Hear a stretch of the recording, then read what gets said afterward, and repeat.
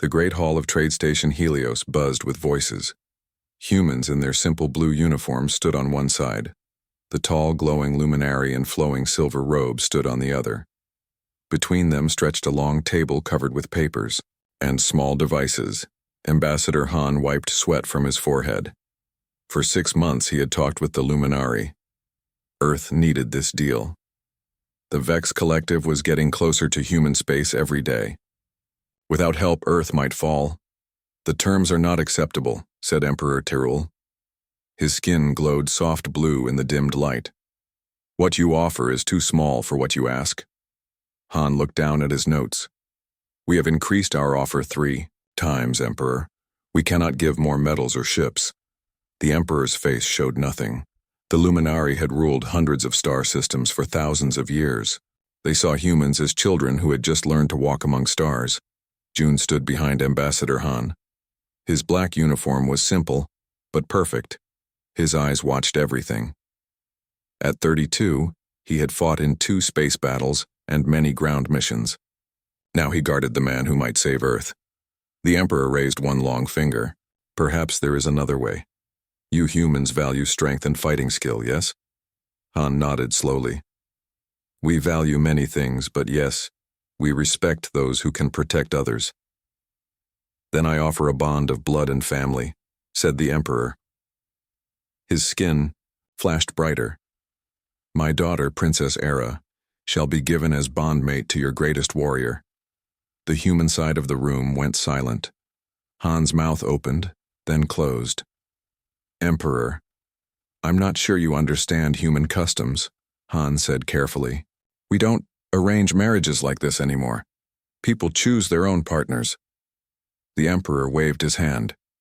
Not marriage as you think of it. A bondmate is a political tie. The warrior who receives my daughter shows that humans are worthy of our help. Han turned to his team. They whispered quickly. And if we refuse this honor? Han asked. Then we have nothing more to discuss, said the Emperor. His glow dimmed. If humans will not accept a royal bondmate, they are not ready for alliance with the Luminari. Han looked at his notes again. The Vex would reach Earth space in less than a year. Without Luminari ships and weapons, millions would die. May we have 1 hour to discuss this? Han asked. The Emperor nodded once. The Luminari side of the room emptied quickly. In the small meeting room, Han paced back and forth. This is crazy. We can't just accept a woman as a gift. It's not our way, agreed his assistant. But the Vex won't wait while we teach the Luminari about human rights. Sir, said June from his place by the door. What exactly happens to this princess if we say yes? Han stopped pacing. Good question. Let's find out. When the Luminari returned, Han asked many questions. A bondmate lived with their new partner. They learned each other's ways. They showed that their peoples could work together. And the princess agrees to this? Han asked. The Emperor looked confused. She is royal. Her life serves the Empire. Han sighed. This was the problem with aliens. They thought so differently. If we agree, Han said, we must choose someone who will treat the princess with respect, someone who understands duty but also kindness. The Emperor's skin flashed. Yes, your strongest warrior, one who has killed many enemies. Han thought for a long moment. Then he turned around. June, step forward. June's face showed surprise, but he moved to stand beside Han. This is Security Officer June, said Han.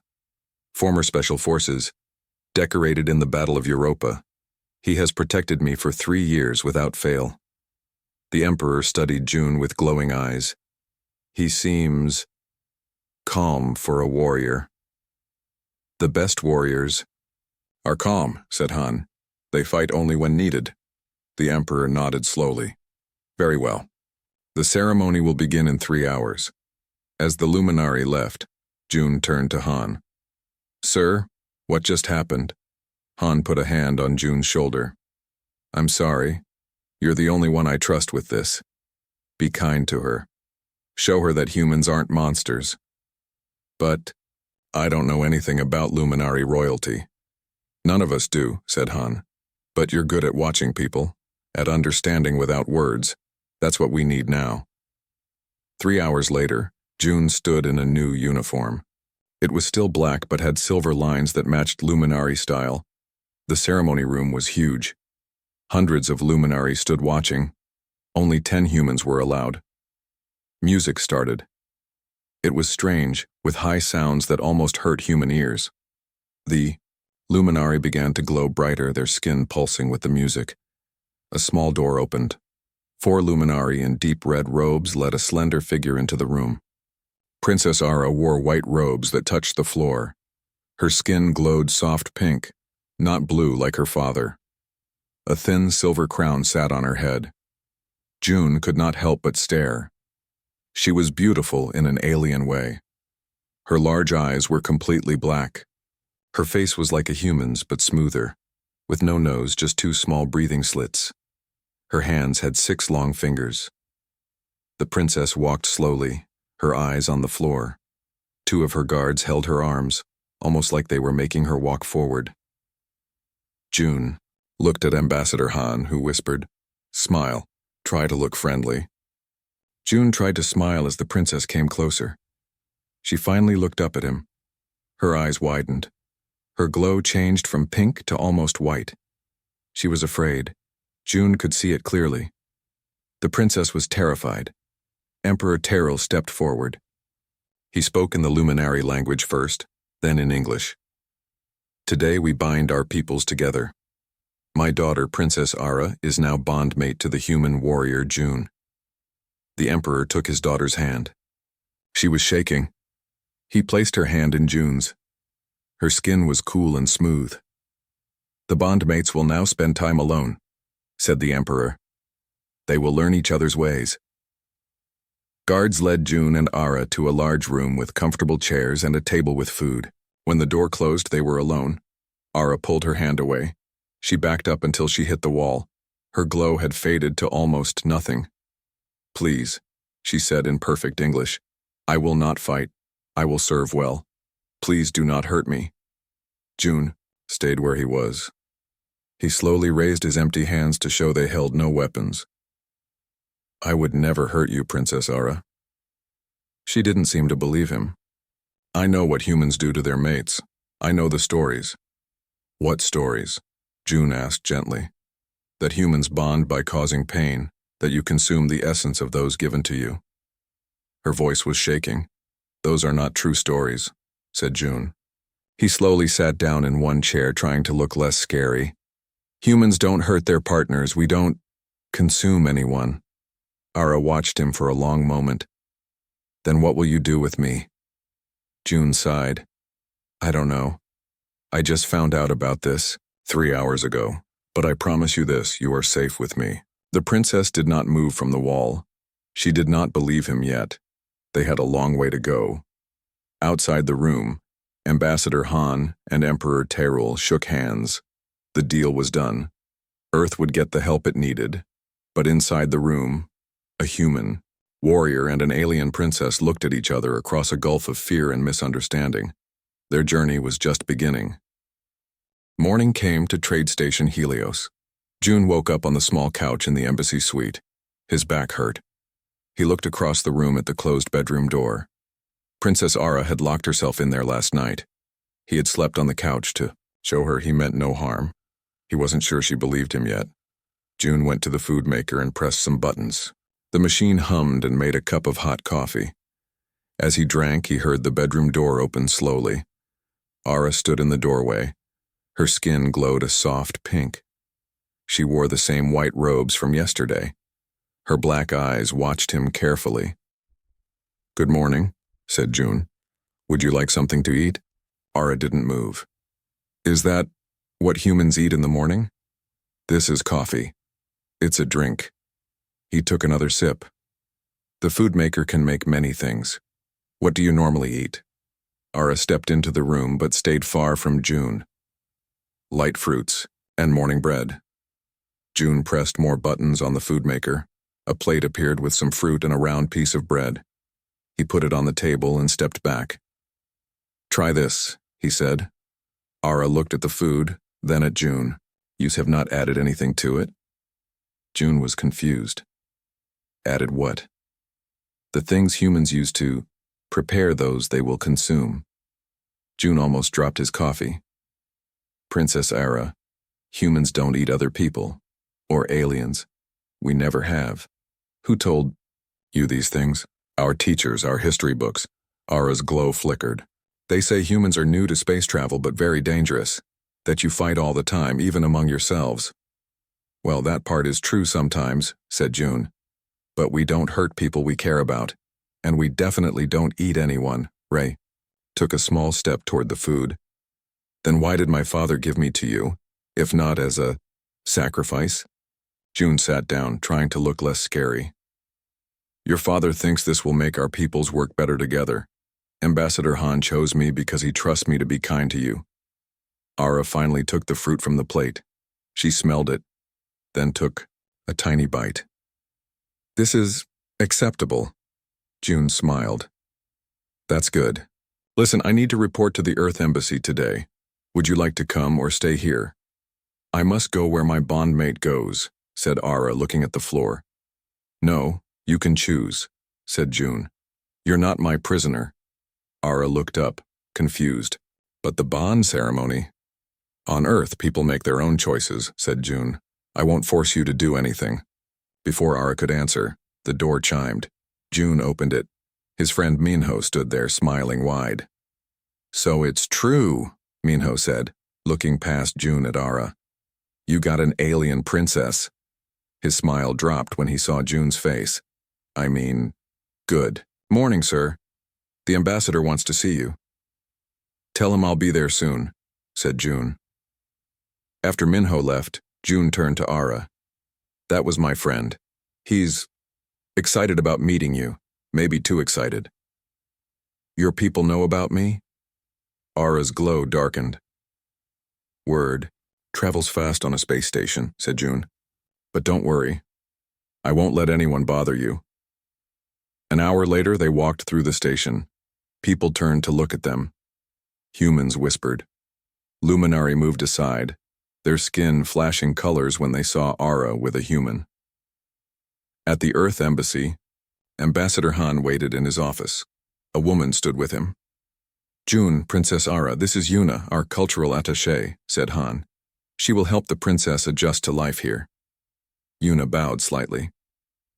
Princess, I have studied Luminari customs. I hope to make you comfortable. Ara's glow brightened a little. Thank you. How was your first night? Asked Han. The princess slept in the bedroom. I took the couch, said June. Han nodded. Good. June, can we speak privately for a moment? In the side room, Han looked serious. The Luminari are watching everything. How you treat the princess matters for the whole alliance. She thinks we're going to eat her, said June. Han's eyes widened. What? Someone told the Luminari that humans consume their mates. She was terrified last night. Han sat down heavily. That explains a lot. Their delegation kept asking about our bonding rituals and seemed upset when I said we didn't have any. What should I do? Asked June. Show her humans are better than she thinks, said Han. The deal is signed now, but the Luminari could still back out if they think we're mistreating their princess. When they returned, Yuna was showing Ara pictures of Earth on a screen. Ara seemed less afraid now. Princess, said Han. Would you like to see the rest of the station today? Yuna can show you around. Ara looked at June. Does my bondmate permit this? You don't need my permission, said June. But I think it's a good idea. Ara seemed confused again. In Luminari culture, a bondmate must stay close to their partner. In human culture, people need space sometimes, said June. Time to themselves. Ara's glow pulsed quickly. You wish to be away from me? I think you might be more comfortable with Yuna right now, said June. I have work to do here, but we can meet for the evening meal if you want. Very well, said Ara. But she looked unsure. After the women left, Han showed June messages from Earth. The news of the alliance was spreading. So was the story of the human who got an alien princess. Some people are angry about this arrangement, said Han. They say we shouldn't have agreed to it. I understand why, said June. But what choice did we have? Later that day, June worked at his desk when Minho came in. So, said Minho, sitting down. What's she like? Scared, said June. Confused, far from home. But she's a princess, royalty. Minho leaned closer. Is it true her skin glows in the dark? Her skin glows all the time, brighter when she's excited or scared. June looked at his friend. She's a person, Minho, not a thing to stare at. Minho looked down. Sorry, I didn't think about it that way. That evening, June returned to the suite. Ara sat with Yuna looking at a datapad. Princess Ara is a quick learner, said Yuna. She's already reading about Earth history. June smiled. That's great. Are you hungry? We could try the station restaurant. Ara stood up. I must first change clothes. My handmaiden Yuna brought proper evening attire. She went to the bedroom. Yuna whispered to June. Be careful in public. The Luminari have strict rules about how royalty should behave.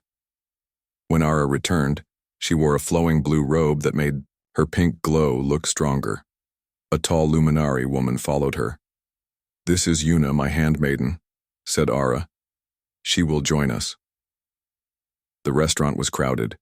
People stared as they entered. The waiter gave them a private table in the corner. What would you recommend? June asked Ara. I've never had Luminari food. Ara seemed surprised by the question. You wish to try our food? Why not? We're supposed to learn from each other, right? Ara spoke to the waiter in her language. Soon plates of strange-looking food arrived. This is light fruit paste, said Ara, pointing to a glowing blue dish. And this is skyfish with moon spice. June took a small bite of each. The light fruit was sweet. The skyfish was like nothing he had tasted before. It's good, he said. Ara's glow brightened. You truly think so? Yes. Different from Earth food, but good. As they ate, June noticed Yuna watching him closely. She didn't seem to trust him. But Ara was more relaxed now, asking questions about Earth. Is it true humans live only 100 years? She asked. Most of us live 80 to 100 years, said June. How long do Luminari live? 300 years is common, said Ara. I am 120 years old. June almost choked on his food. You're 120? In human terms, I would be about 25, said Ara. Still young for my people. As they talked, June realized something important. Under her fear, Ara was smart and curious. Maybe this strange arrangement could work after all. But at the next table, a Luminari man in dark robes watched them closely. His name was Day, an advisor to the Emperor, and he did not like what he saw. A week passed on Trade Station Helios. June and Ara fell into a careful routine. They shared breakfast each morning. Then June went to work at the Earth Embassy, while Ara studied human culture with Yuna. In the evenings, they would eat together and talk about their day. Slowly, Ara's fear of June faded. She no longer flinched when he entered a room. Sometimes she even smiled at his jokes. One morning, June made breakfast while Ara sat at the table reading a datapad. What are you reading? Asked June. Earth history, said Ara. Your people fight so much. June put a plate of food in front of her. Yes, we do, but we also make peace. Luminari never fight each other, said Ara. Only those who threaten our empire. Never? In thousands of years?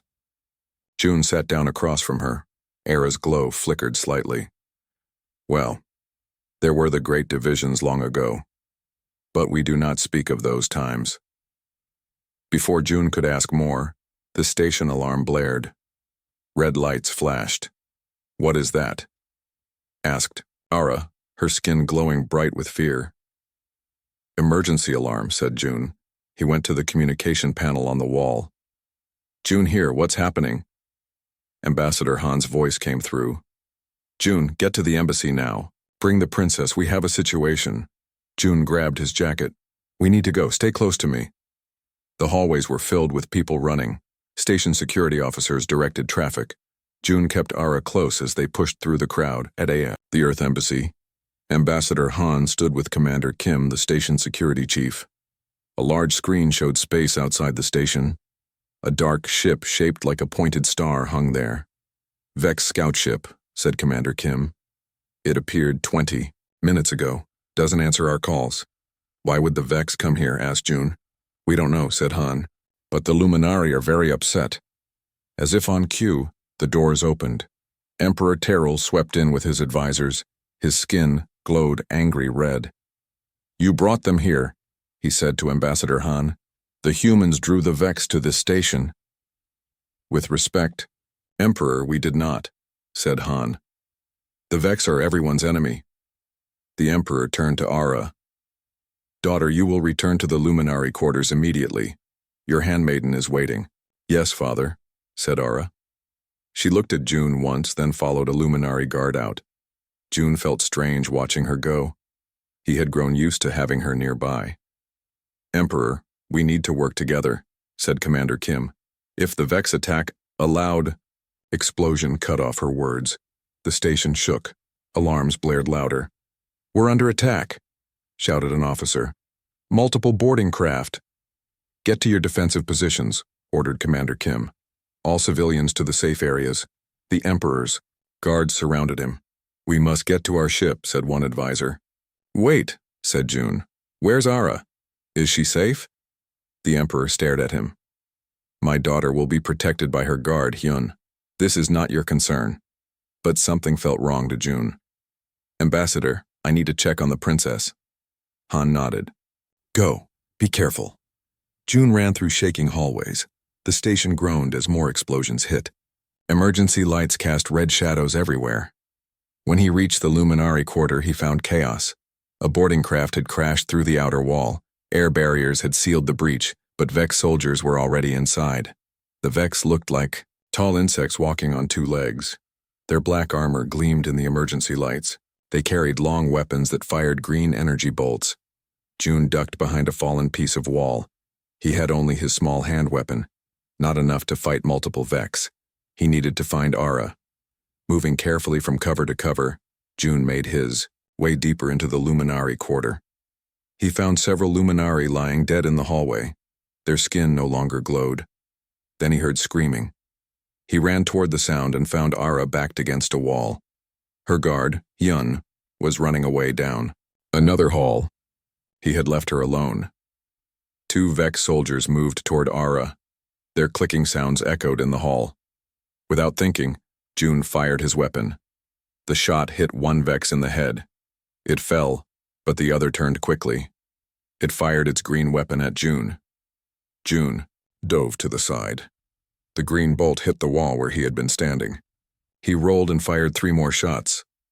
The second Vex fell. June, cried Ara. Her pink glow was now bright white with fear. Are you hurt? He asked, running to her. No. But Hyun, he left me. He said he had orders to save himself if there was danger. June felt anger rise in him. We need to get out of here, more Vex will come. They moved quickly through damaged hallways. Twice they had to hide as Vex patrols passed. The station continued to shake with explosions. Why are they attacking? Whispered Ara. I don't know, said June. But they seemed to be focusing on the Luminari quarter. They turned a corner and found a dead end. Part of the ceiling had fallen, blocking the way. We have to go back, said June. But they heard clicking sounds behind them. Vex were coming. This way, said Ara suddenly. She pressed her hand to a hidden panel in the wall. A small door opened. Service passage. Only Luminari know about these. The passage was dark and narrow. The emergency lights didn't reach inside. I can't see, said June. I can help, said Ara. She made her skin glow brighter, lighting the passage with pink light. Follow me. They moved through the dark passages for what felt like hours. Ara's glow lit the way. Sometimes they would stop and listen as Vex soldiers passed by on the other side of the walls. How do you know these passages? Asked June. All Luminari royalty learn them, said Aura. For safety. Finally, they reached a small round door. Aura pressed another hidden panel, and the door opened. They stepped into a quiet hallway. Where are we? Asked June. Near the emergency communication hub, said Aura. We can call for help there. The hub was empty when they arrived. Screens showed damage all over the station. Many areas were marked red, meaning they were lost to the Vex. June turned on the communication system. This is Security Officer June at Emergency Hub 3. Does anyone copy? After a moment, Ambassador Han's voice came through. June, are you all right? Is the princess with you? Yes, we're both safe, said June. What's happening? The Vex are taking over the station, said Han. Emperor Tyrell and most of the Luminari have retreated to their ships. They've left the station. Aura's glow dimmed. My father left? Without me? There was a pause before Han answered. I'm sorry, Princess, he said. He said you were an acceptable loss. Aura's glow went so dim June could barely see it. I understand. Royal protocol says the Emperor must survive above all others. June put a hand on her shoulder. We're not leaving you behind. Human protocol says we leave no one behind. Han's voice came through again. June, we have a plan. Human forces are mounting a rescue operation.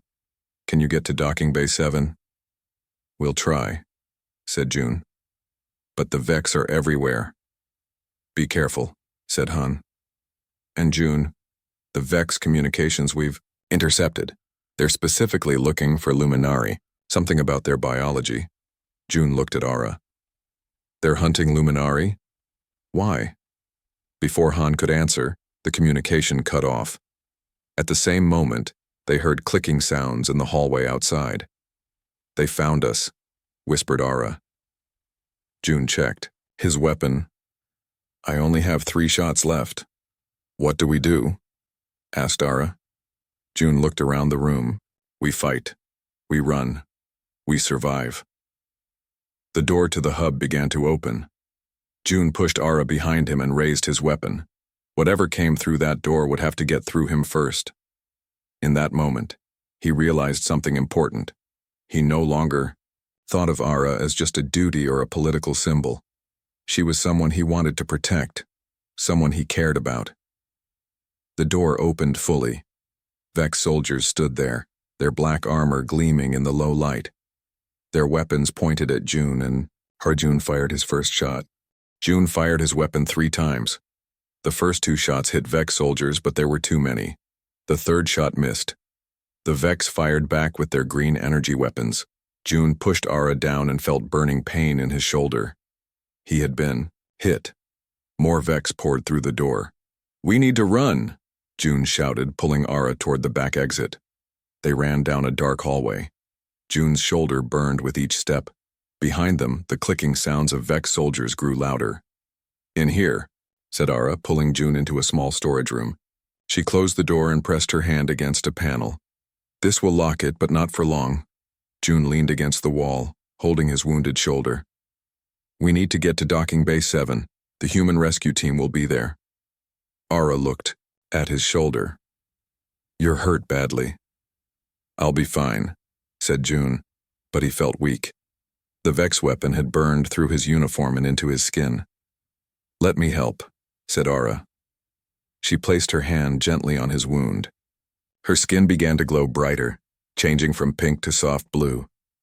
Warmth spread through June's shoulder. The pain slowly faded. How did you do that? Asked June in wonder. Luminari can share energy, said Aura. We rarely use it for other species. It is not done. Thank you, said June. He could move his arm again, though the wound was still there.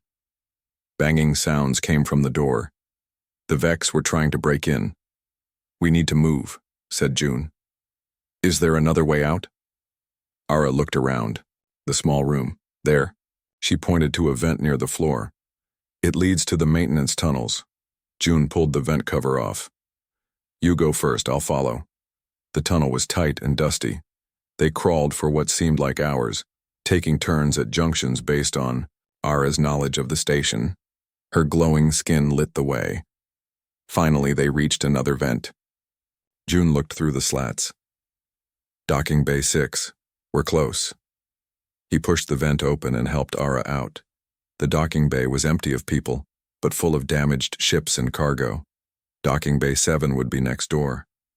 Stay low, whispered June. They moved behind crates and boxes, heading for the door to the next bay. Suddenly, a loud hissing sound filled the air. A voice spoke in a strange language, then in broken English. We sense Luminari. Come out now. A tall figure stepped into view. Unlike the Vex soldiers, this one wore red armor. Its insect-like head moved back and forth, scanning the room.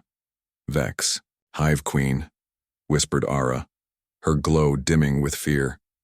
They can sense our energy. The Queen spoke again. Luminari Royal, we know you here. Come now, or humans die. June held Ara's arm. Don't move. But they'll keep killing if I don't go to them, said Ara. Trust me, said June.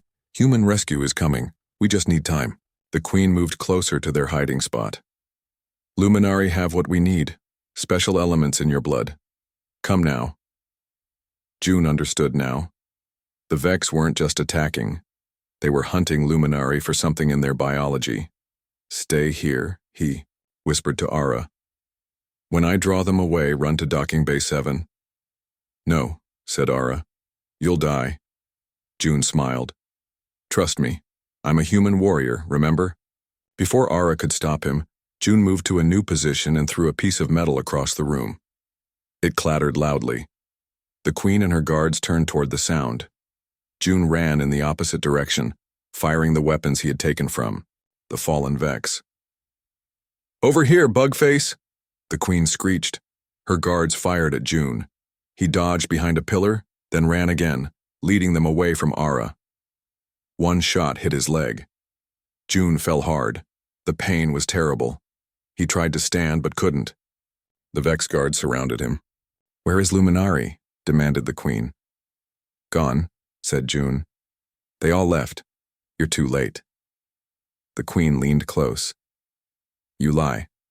We sense royal blood nearby. From behind the Queen came a new voice. Looking for me? Ara stood tall, her skin glowing, bright pink. She had not run to safety. Ara, no, shouted June. The Queen turned.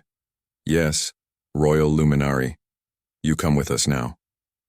First, let him go, said Ara, pointing to June. The Queen made a sound like laughter. Humans worthless to us. This one already dying. June tried to stand again but couldn't. His vision was getting blurry. He saw Ara walking toward the Queen, her head held high like the princess she was. Then a loud explosion rocked the docking bay. The far wall blew inward.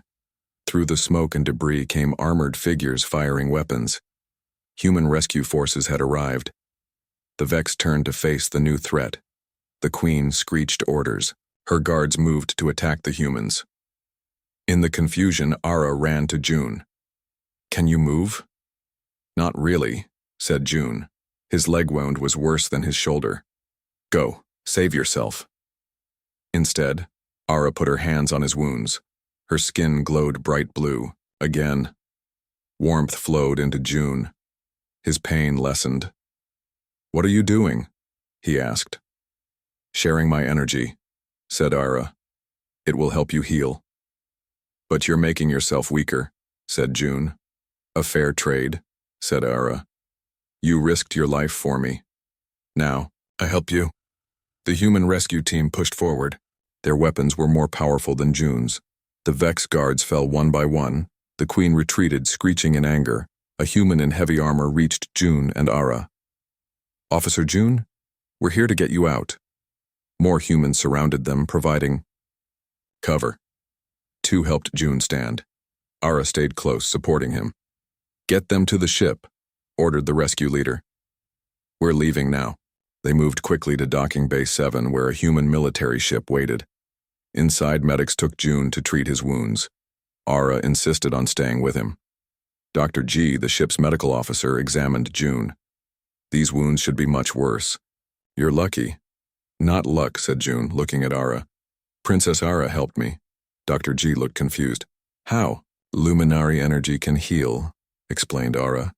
It is not something we usually share with other species. Well, thank you, said Dr. G. You saved his life. Later, when June was resting in the medical bay, Admiral Park came to see them. The effects have been pushed back, but they've launched a full attack on Luminary space. My people? Asked Ara. The Emperor's ship escaped, said Admiral Park, but many Luminary worlds are under attack. Ara's glow dimmed. And my father left me behind. Princess Ara, said Admiral Park carefully. Your father sent a message. He orders you to return to the Imperial fleet immediately. Ara was quiet for a long moment. Then she looked at June, still recovering in the medical bed. No, I will stay with the humans. Princess, your father, began Admiral Park. My father abandoned me, said Ara. Her voice was firm. He called me an acceptable loss. The human warrior June risked his life to save me. I have made my choice. June looked at Ara with new respect. She was no longer the frightened princess who thought humans would eat her. She had become something new, brave, determined, and independent. Admiral Park nodded. Very well, I'll inform the Emperor. When they were alone, June said, You don't have to stay. Your people need you. My people need to learn from humans, said Ara. Your kind fights fiercely, not just for power or land, but for each other. That is true strength. She took June's hand. Her skin glowed warm pink. I once feared for my life because I was given to a human warrior. Now I stay with that warrior by choice. June smiled. What happens now? Now, said Ara, we show both our peoples what humans and Luminari can do together. Outside the medical bay window, stars streaked by as the ship headed toward Earth. A human warrior and an alien princess, once strangers bound by politics, now allies by choice, looked out at the galaxy together. Their journey was just beginning.